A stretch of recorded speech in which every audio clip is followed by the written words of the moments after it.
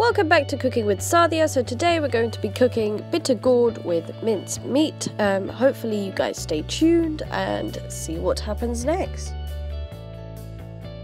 Okay, so we're slightly a bit late into the recording, but we've already added the meat and the contents. So we have unchopped tomatoes, green chilies, onions, and we're just waiting for it to cook until the meat turns brown.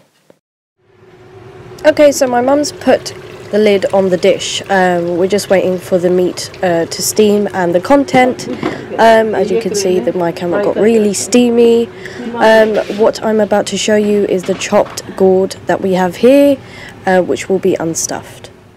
Okay, so we're just waiting for the steam process. It does take a couple of minutes for everything to be cooked and steamed.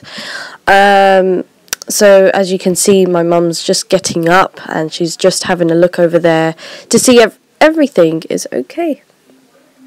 Okay, so my mum's decided to take the lid out and she's just giving tomatoes, mince, a stir, just so everything's steamed and everything seems okay.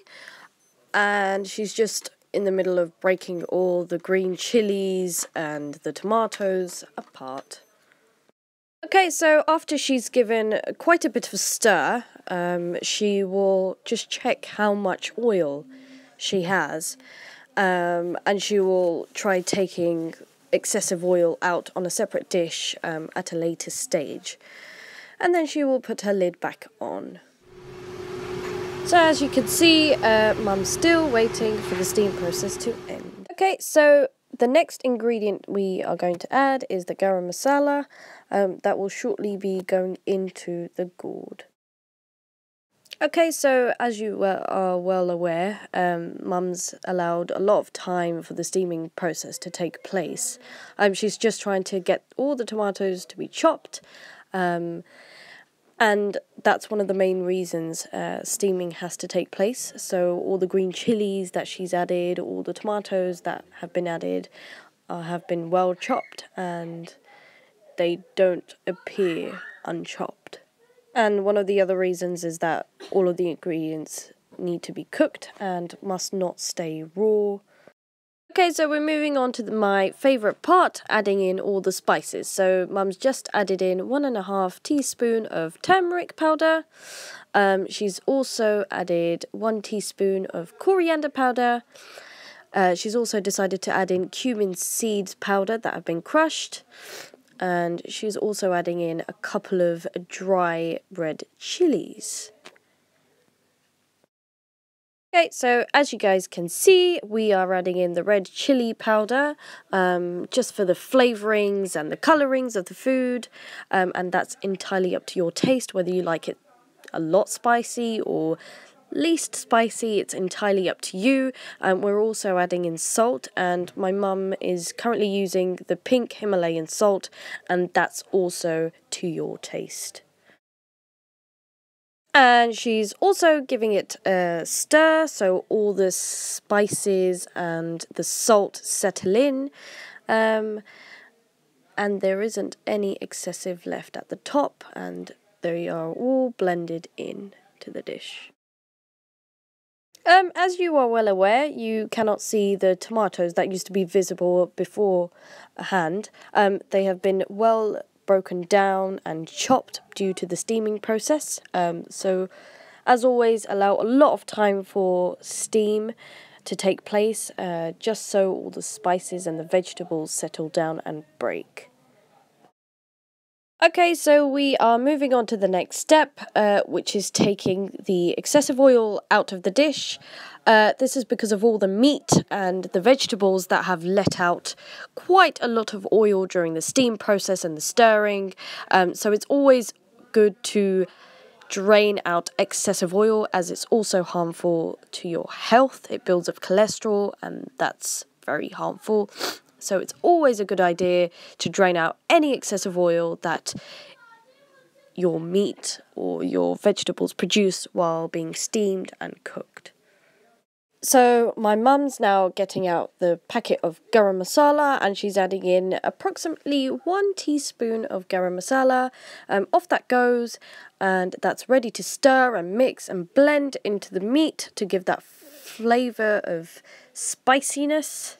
And it's to your taste. We don't consume a lot of spicy food in our household, which is why my mum's using only a teaspoon of garam masala, but that's entirely up to you, to your taste, however much you want to use and consume spice. And you can still see the excessive oil that's still being produced by the steam, so just remember to take that out. Okay, so just to double check, Mum does a quick check-in at the balance between spice and the salt. If she ever doubts that the salt is less in the food, then she will add in more salt. If she thinks that the spice is a bit less and there needs to be more spice, then she will add that too. So she's just going to add in that salt, just a pinch, just to balance it accordingly.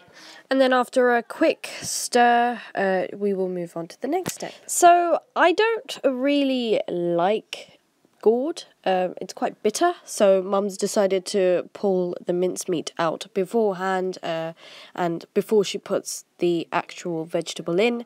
I only like my meat.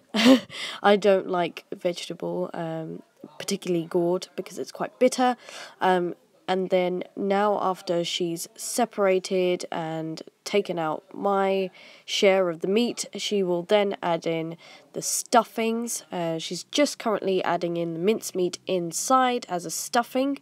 And then she will then use a string to put it together and make sure they don't come apart. And then after she's done with that, she will then put it back into the dish. I mean, there were other methods that Mum could have used to keep the stuffings together. She could have used a toothpick as well, but, you know, we couldn't think of an idea at that time, so Mum just used a good old string to keep the stuffing together.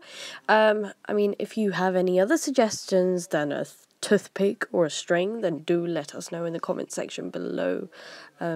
We just need to know a way as to keep the stuffing together so it doesn't fall apart whilst Mum's is stirring the meat. Okay, so after tying them together, Mum's decides to put them back in the dish, which will then shortly be steamed for 10-15 minutes. She's just currently putting more and more stuffings in because my dad loves gourd stuffings, gourd with meat stuffings in. So she's just making it for Dad and herself and my little brother as well, because they all love a good gourd stuffing. It's quite delicious, but I don't really like gourd because it has a bitter taste. So Mum's just putting that together and putting it back into the dish before it goes off for a 15-minute steam. So Mum's also added in the chopped gourd, that's vegetables without any stuffings in. She will give it a quick stir, and then she will allow that to cook for 15 minutes using the steaming process like we did many times before. Just a reminder that we are going to steam our food for the next 10 to 15 minutes. Okay, so as you can see, the meat looks incredibly brown. It's all cooked, and we are just going to prepare for the next step, which is getting the naan bread. Okay, so we're just going to be needing our naan bread to eat our gourd with. It's very fluffy and it's very fresh. It's a plain naan bread, and it's a really sizable piece of flat bread. Look at the amount of the excessive oil that was let out. Okay, and we're also taking out the naan bread now, and I believe that is for Dad, so Mum's preparing that. She's just going to warm it up in the microwave oven, just so it's nice and warm and fresh when he starts devouring the whole meal. Okay, so I'm going to be switching the dial, so it's set to 2 minutes. But obviously Mum's going to be taking that out when there's 30 seconds left, so it's nice, warm and fluffy. It's an Asian household, and don't we love our good old chai. It's currently lunch, so I'm just going to be having a very nice Asian styled chai. And that's Mum preparing Dad's meal. And shortly Dad will come over and he will start devouring it. So just to double check with all of you, that's the naan bread, and the piece of vegetable that's on the side was keema, also known as meat gourd. Dad's now having a try with the meat. He's just stuffed it in naan and he's just having a quick taste. That's Mum's hand, you can see at the back. Dad's loving it so far. He looks very happy. Mum doesn't want her face to be shown, and Dad's very happy about the meal. He says it's very tasty, and he loved it. Fantastic. And that's the stuffing of the bitter gourd.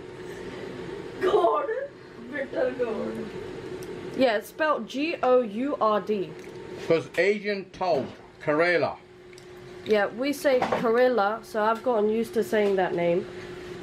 I never knew what the English name of that was, so. But this also very good vegetable because they clean your blood and they're very good for your people, especially for the diabetic people. Yep.